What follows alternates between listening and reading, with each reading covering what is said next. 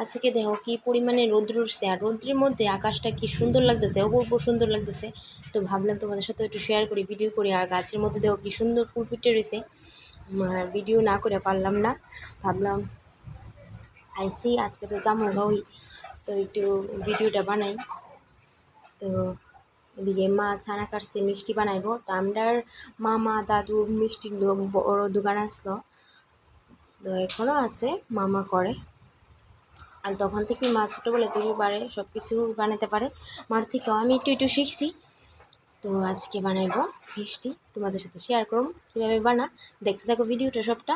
আর এদিকে মা পনিরের তরকারি রান্না করছে পটল আলু দিয়া, আর ডাটা আর কাঁঠালের বিচি দিয়া মুগ ডাল রান্না করছে।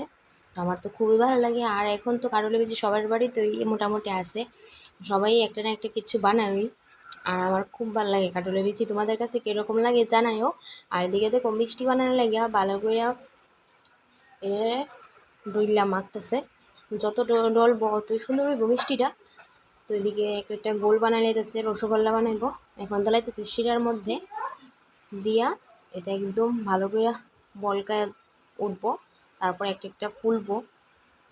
তো এদিকে দেখো কি সুন্দর হয়েছে মার হাতের মিষ্টি।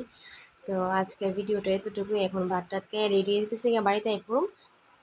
তো আবার দেখা হবে না।